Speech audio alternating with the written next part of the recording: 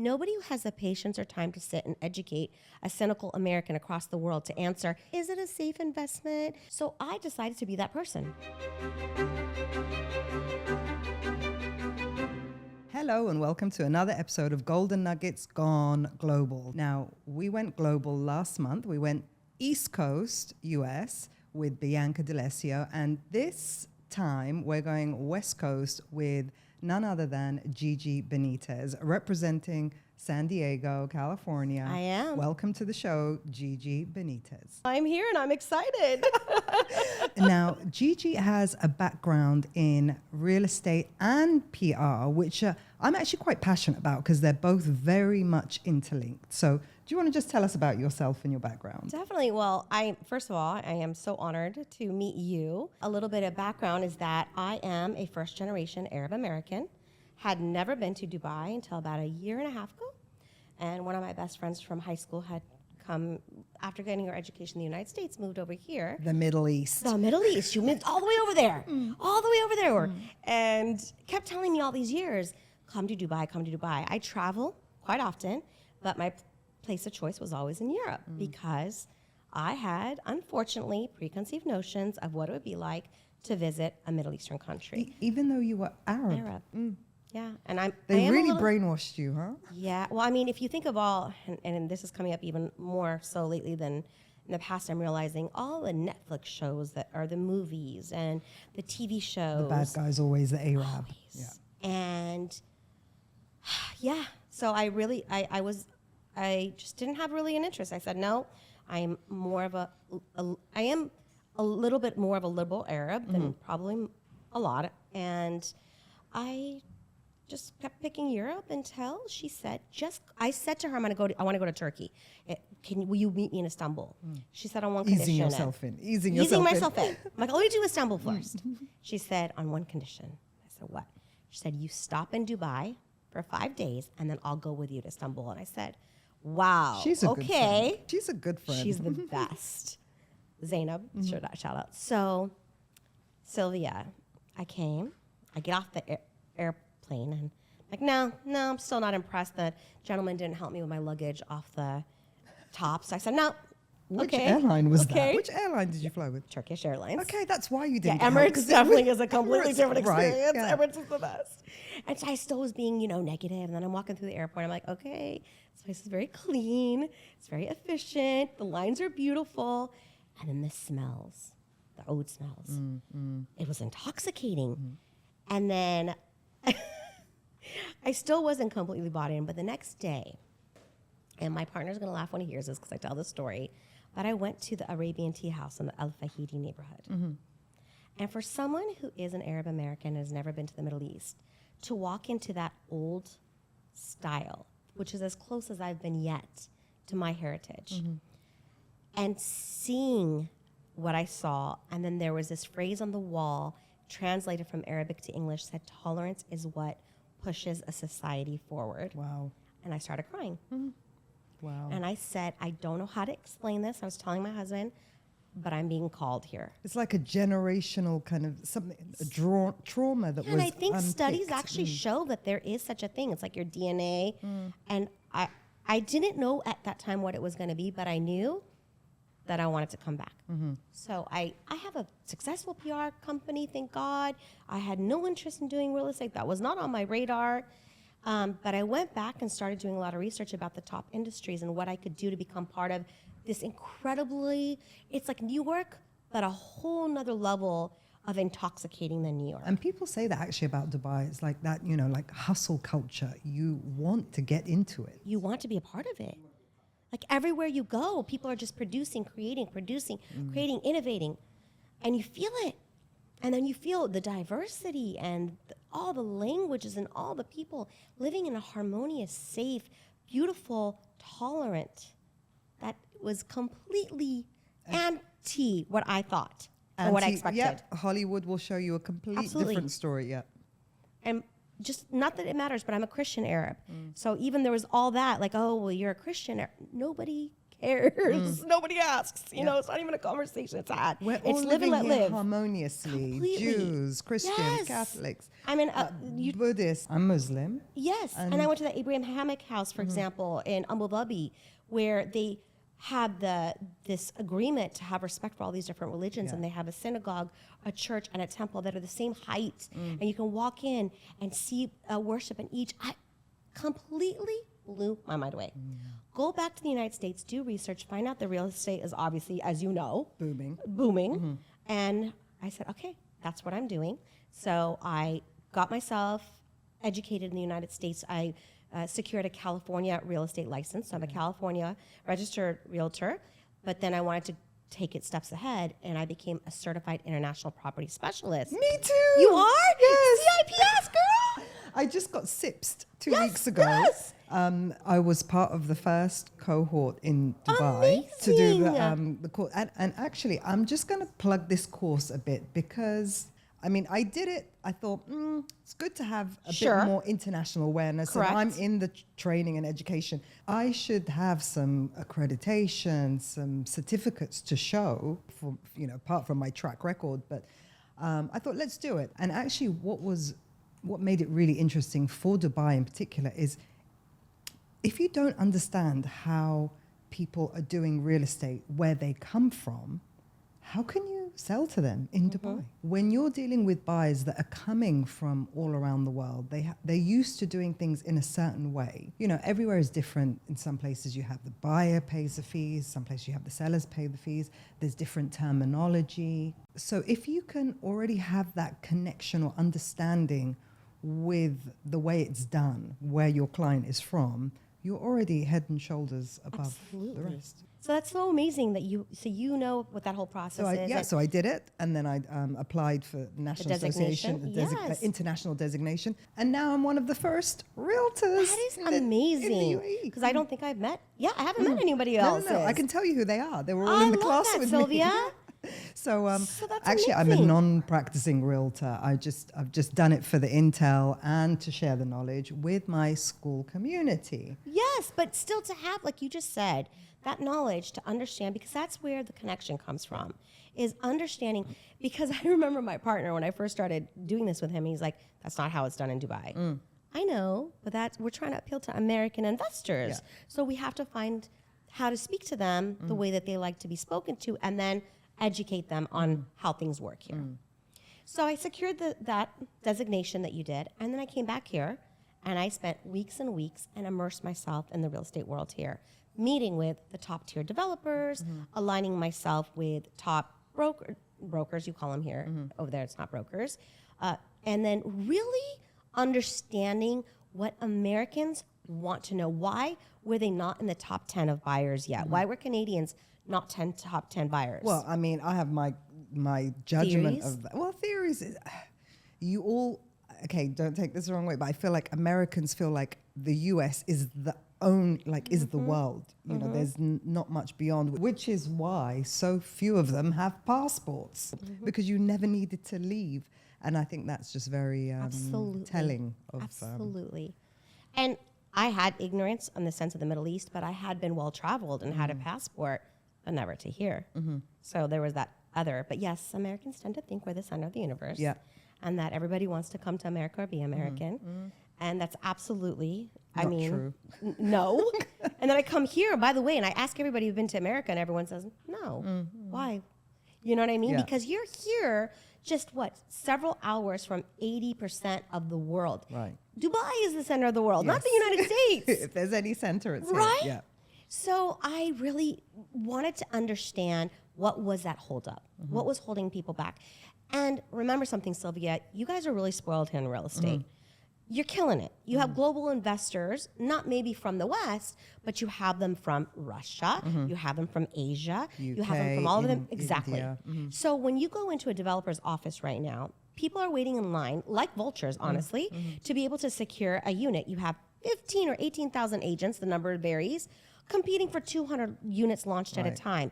Nobody has the patience or time to sit and educate a cynical American across the world to answer, is it a safe investment? Yeah. So I decided to be that person, and that's what I'm doing. The hand holder. Yes. And it's okay because I am at an age right now.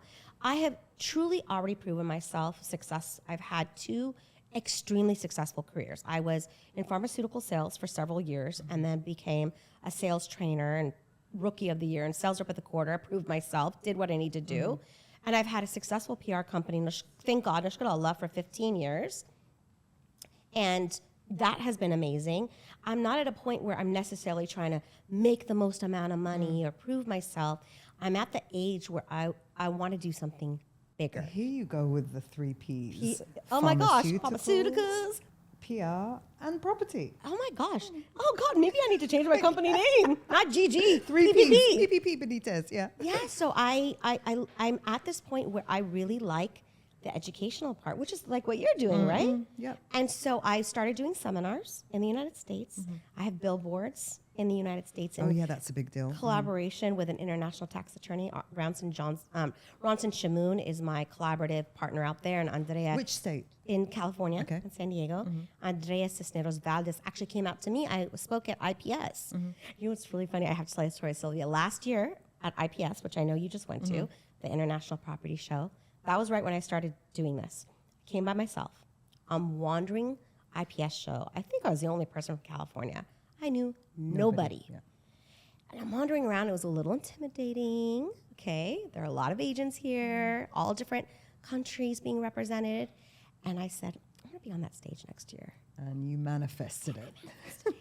And actually, Bianca, who you had on here, also was on the stage, and she was talking about manifestation, and that was me. And so I came out to the IPS this year, and I've been invited. But my main objective is to be that bridge. I have the Dubai Connect podcast where I'm interviewing the top tier developers. I had Dr. Mahmoud Albarai, top senior advisor to the Dubai Land Department, mortgage brokers, attorneys. And you're asking some hard-hitting questions. Very. I'm just going at it. Because I guess these are the objections that you're getting Exactly. from. Okay, let's hear them. What are the Americans afraid of when it comes to investing in the Middle East? First and foremost is how safe is it to invest in Dubai? Okay. How And, safe is the by investment? safety, what are they looking at? Capital appreciation, ROI? No, straight up first safety. That's a separate conversation. What is the potential ROI? Right. That's separate. But first and foremost, which is what I asked Dr. Mahmoud, how do we know that the Middle East, it's the Middle East, that they can't just shut down our account, confiscate our property, and who are we going to sue?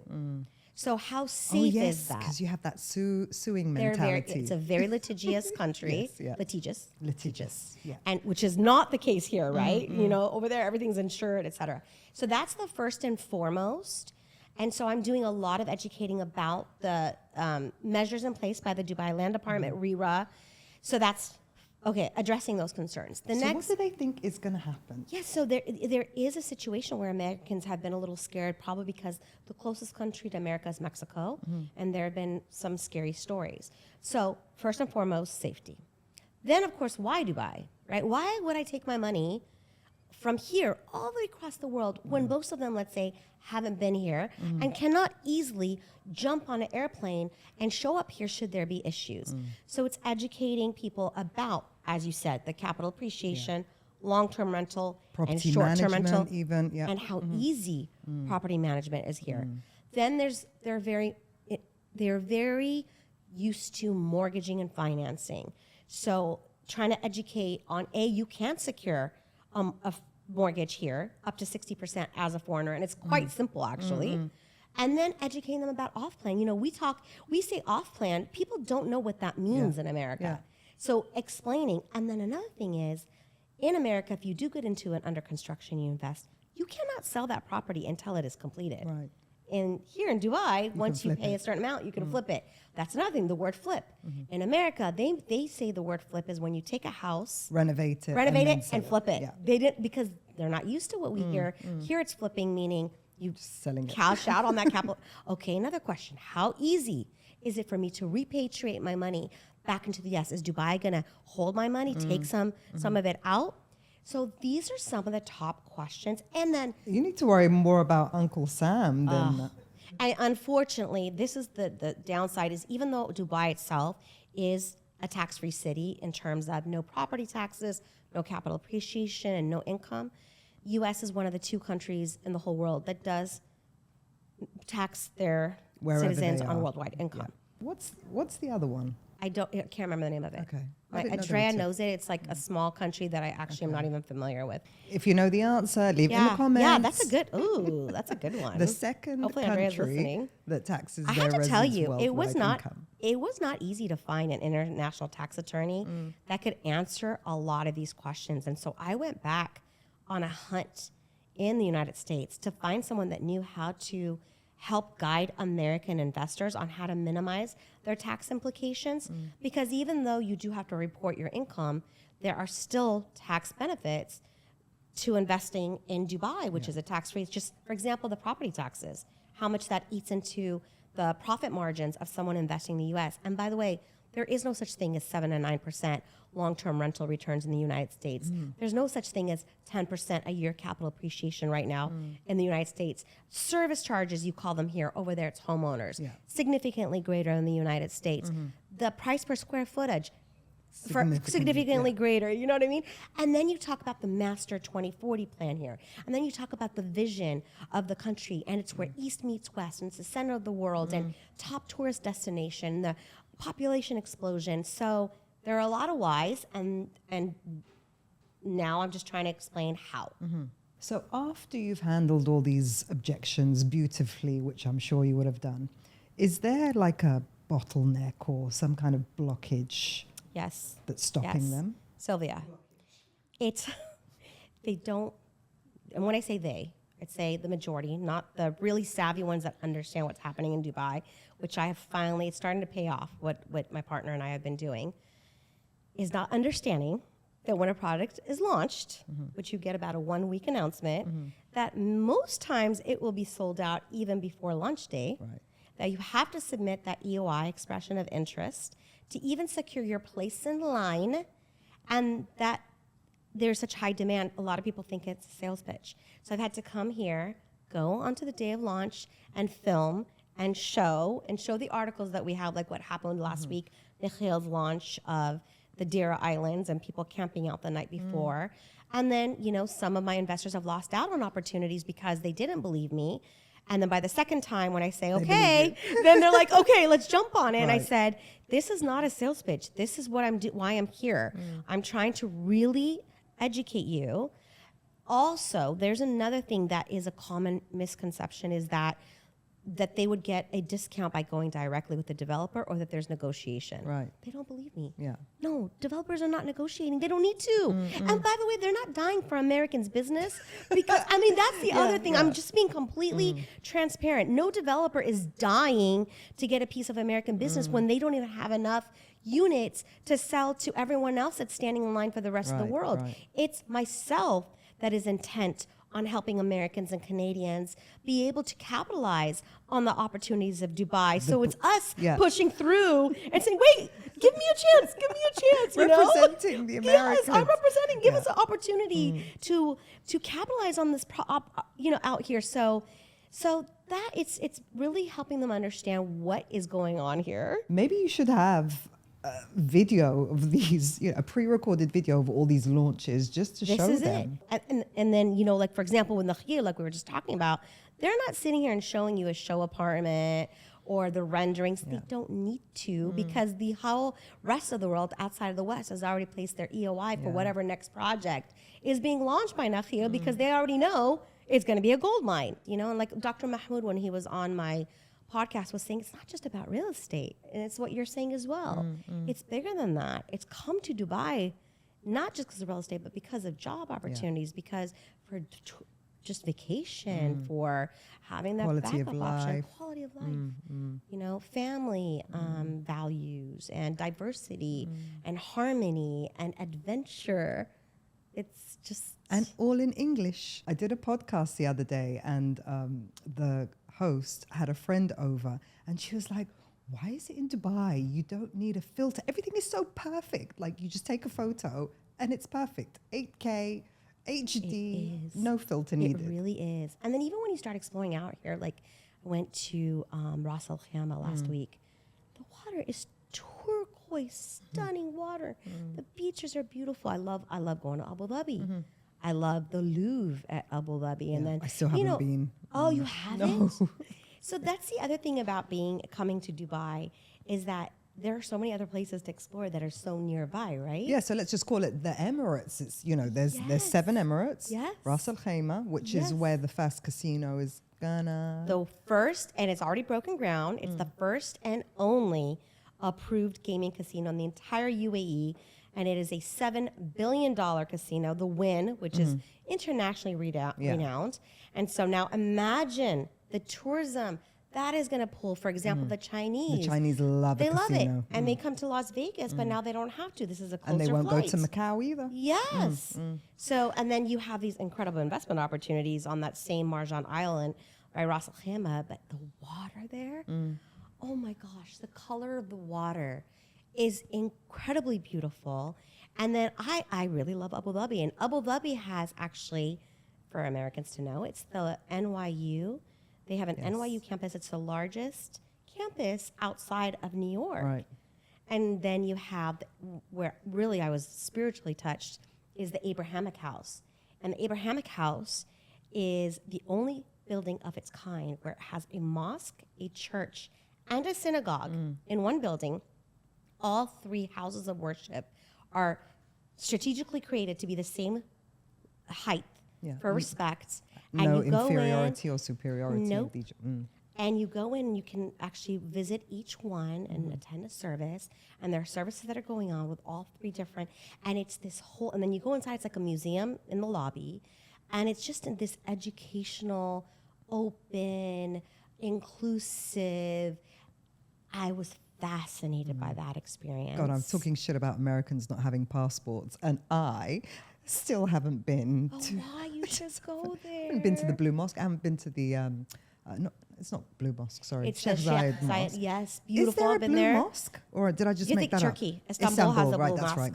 right. Or the Louvre. I haven't been. The Louvre. Oh my gosh, the Louvre. The Louvre, and then they have just the architecture of the Louvre. Even if you're not even into the art, just to go visit and have a coffee and your coffee, which you love, in the bag, and just looking at the architecture over the water, and it is spectacular. Forget Paris. Oh my gosh. It's really opened my eyes, and I feel blessed, even though there's a part of me that's like, oh my God, here I am again, starting another career again at the age of 50, and I can't believe I'm doing this. And then I say, what else could I have what would have driven me and allowed me the opportunity to continue to explore a part of the world that I didn't think I would ever explore in my lifetime. And here I am on my 4th or 5th time, and I stay for weeks at a time.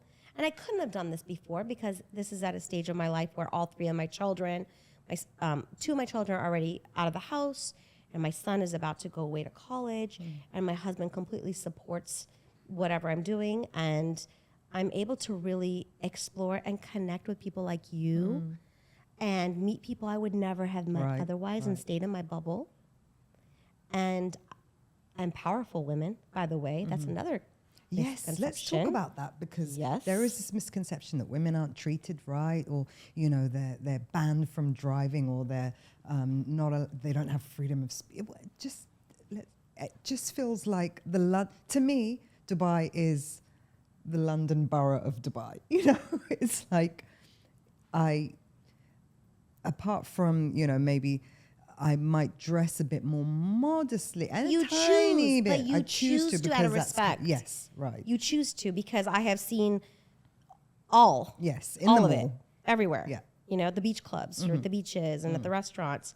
But you choose to. It's the same way that when I go visit the Vatican as a Catholic, I choose, and someone who's coming with me is not in Vatican City, the whole city. You choose to, out of respect. And that's up to you. It's not, you don't have to, but. There's no shortage of legs, cleavages, No. shoulders. In fact, I mean. There's an oversupply. There's an oversupply of it. Shoulders, I've definitely never felt so frumpy as I have walking around Dubai with the beautiful women all around me. Right. But even the women in business and the women in powerful positions in business. And there is this statistic, I don't remember it exactly, but that that Dubai has, or the UAE maybe overall, has the most women in human resource positions. And that's a powerful position to have and a role to have in business. So it has been, oh my gosh, so eye-opening. I think I'm still maybe a little too Americanized for some people here. And so I try to, my partner tells me, God, you're a little too loud and you laugh a little too hard. And but you Arabic very well. Thank You're you. just bantering with the team in Lebanese and yes, I love it. dialect. I love it. It's so fun to be able to practice. Yeah. Tell us your cocktail, your heritage cocktail. My heritage cocktail. Well, that's a very interesting question. So I was born myself in Detroit, first generation, but raised, educated, lived my whole life in San Diego. My mother is a Chaldean. Chaldean is the small Christian minority from Iraq, from Baghdad area. And she's Al-Qushnaya, it's a certain village from there. And then my father, raised in Jerusalem. He was born, I believe, when it was still the kingdom of Jordan. So Palestinian, Christian Palestinian. But then when you look at the background, actually, of my dad's grandparents on both sides, they're from Turkey, from a town called Mardin in Turkey. I've got Turkish you heritage do? as well. Yeah, Turkish. And I love Turkey. I think anyone in this region is Turkish a cocktail somehow. of something. Of There's a bit something, cocktail something, yeah. for sure. So I guess if someone were to ask me, I would say half Palestinian, half Iraqi. And let's talk about your career cocktail. Okay. Pharmaceutical, Yes. PR to property.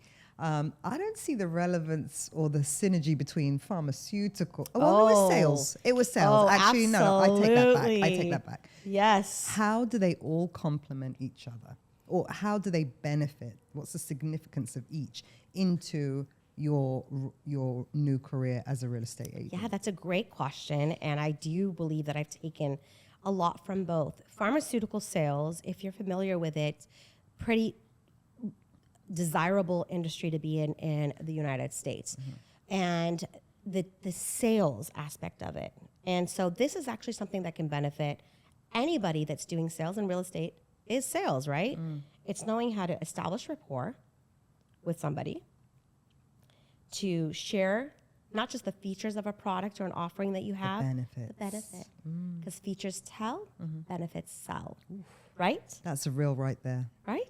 Features tell, benefits sell. So don't tell me, oh, this pen is blue. Tell me, why does this pen being blue matter? So if you always remember, this house has 4 rooms, and why does that matter to the client?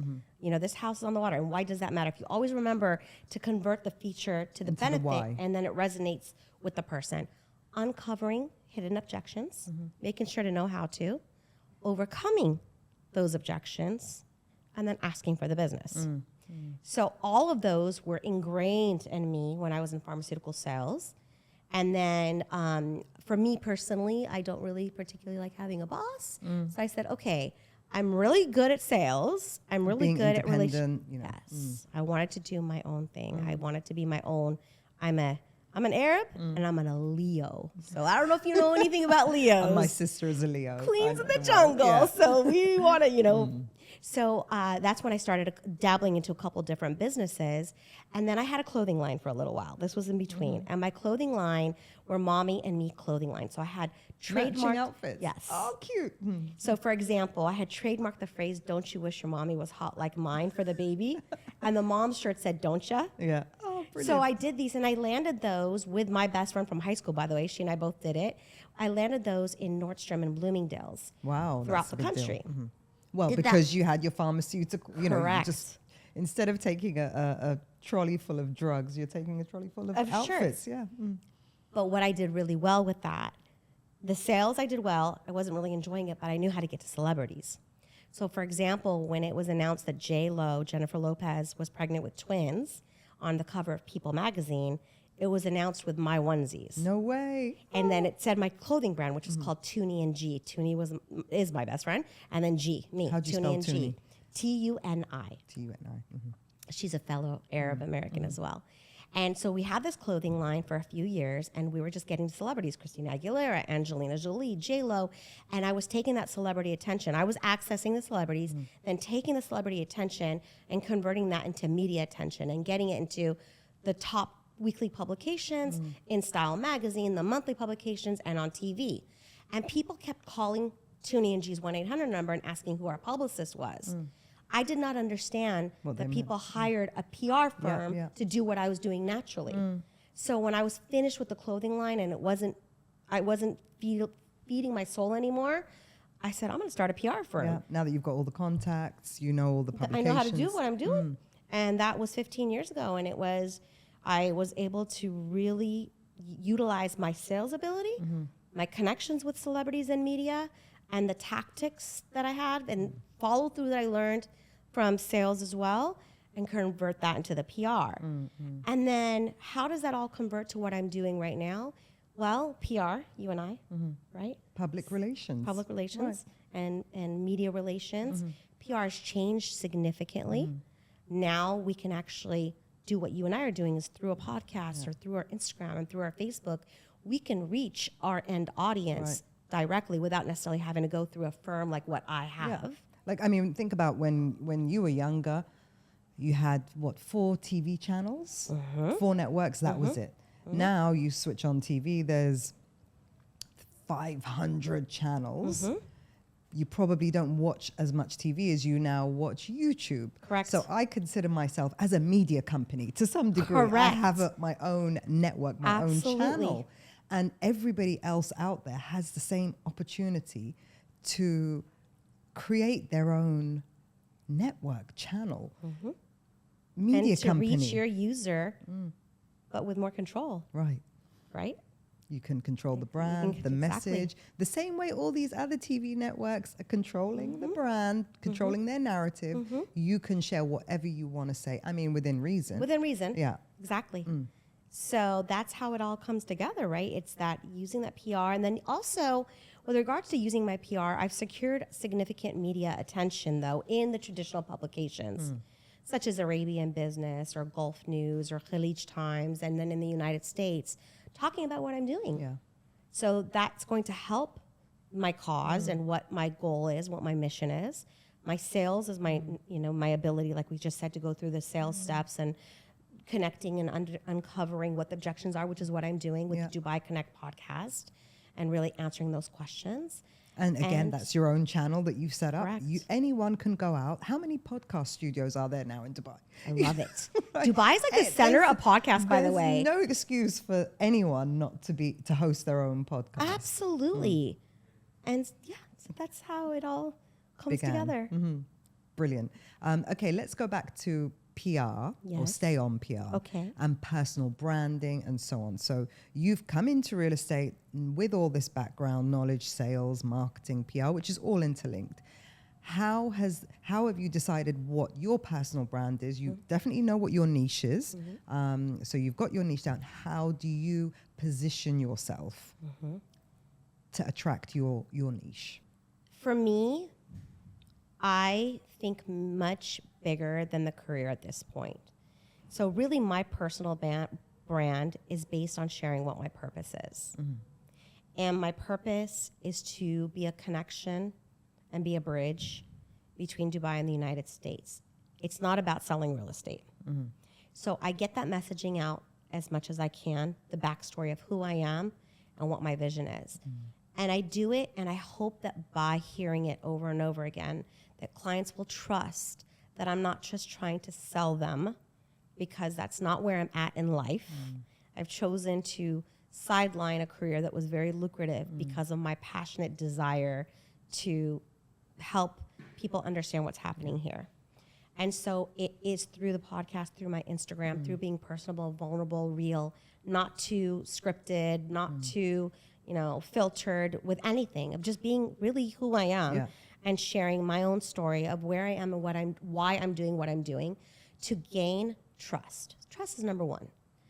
And really educating, like taking the time to sit and be an educator. And with that, then I can help connect you with the opportunities. So my personal brand is built on authenticity, purpose, ethics, morals. I'm not a nonprofit business. I'm still motivated, and I still need to pay to be able to keep coming out here to Dubai.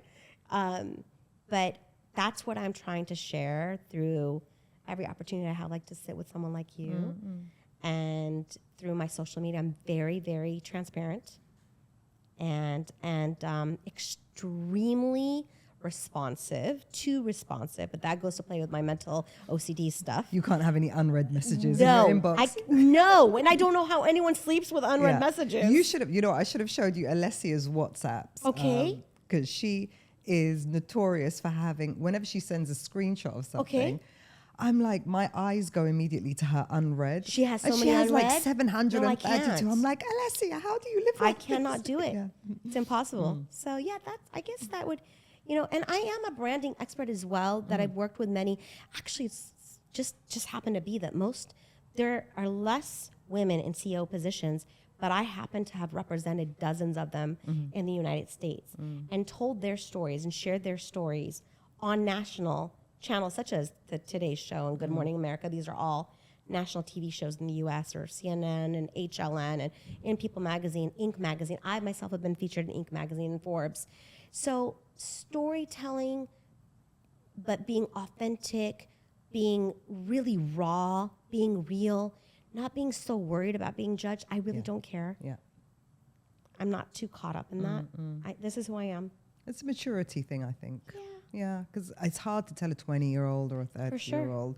But, even I'm teetering on. Teetering on it? Yeah. It's a very freeing situation when you finally stop. Break free. It's so freeing. It just takes you just laugh at yourself and just, it's being authentic and being a good person and being kind and doing right by whatever your spiritual belief is, Allah, God, whatever it is that you believe in, being a good person so you can look at yourself in the mirror and be proud. And then the rest doesn't really matter. No. Yeah.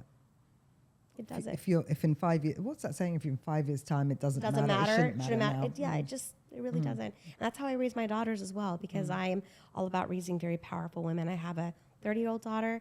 I have a she's 19 now, sorry, 19-year-old daughter and a 17-year-old son. And I really am trying to empower my children to just be the best version of yourself and not be so worried about what other people judge. Yeah. So for now, it's kind of like your storytelling, but to link it back to your pharmaceutical days and the features benefits, you're just now getting to the stage where you're able to show or tell the story of the transformations that you've created, shall we say. And I feel like Americans are a bit show and tell, right? They need to just not hear it, but they need to see it. Absolutely. And the same, even when I go to the US and I switch on the TV and all the infomercials, it's like, are you this? Are you that? Then you need these drugs, right? So you need to be right. Tick. Do you want to feel this way? Do you want a successful? That's the hook. It's called the hook. Yeah. So the hook, but selling the transformation. Yes. Yes. Rather than trying to solve the problem, which is bridging that gap between the US and UAE. You're going to have to start pushing the transformations that you've created. Absolutely. And you're a year in, right? More than a year A year and a half. Okay. Yes, a year and a half. And you've got some success stories? Thankfully, finally. Tell us about the one that kind of, really is dear to your heart. For me personally, I invested quite heavily in Google ads and Facebook and Instagram marketing. And then I started my podcast. And I had spent a lot of money on the other parts. And it was a little bit like making fancy brochures and sending mailers out. And then people started calling me, and all of a sudden I'm starting to get all day long calls, and everybody I ask, how'd you hear about me? Your podcast. Okay, well, there are a lot of podcasts. What's different? Like your passion about what you're talking about. And that's what it makes me very emotional. It just makes you cry because it's like, I'm really authentic and real what I'm trying to do, and to know that something has finally resonated with people is just a very endearing. satisfying. Yes. Yeah, Okay. it is. I do Thank have one you. more question Yes. to ask. Ask me, Well, it's kind please. of like broken up into 4. Okay. So my listeners are made up of aspiring or ambitious real estate agents, and I'm here to help them get started, get noticed, get results, and get referred. So for those 4, and I will repeat them, could you give your words of wisdom for people that are getting started in the industry? What would your So let's start with nugget- number 1. Mhm. What Get was your- started. How to get get started. started. So do your research. Reach out to people like you Mm-hmm. to watch you, to understand what it's really about. What I have noticed in Dubai especially is that you have thousands and thousands of people that think they're going to get rich in real estate. And I personally do not think that that should be the motivator Right. because it is an incredible amount of work and incredibly stressful. It's not for everyone. And it takes a while to make some money. So the ROI is not going to be immediate. It's not like you're necessarily, I don't know if I'm not salaried, you know? No, Okay, so I don't know how everybody else works. So do your research to know what your why is and what's your purpose. Because if it's just money, there are way Find too another- many yeah, agents find here. another, Find something else. yeah. I would not recommend getting this if that's your why. And your advice to people to get noticed. So I'm a real estate agent now. How do I get noticed? Content.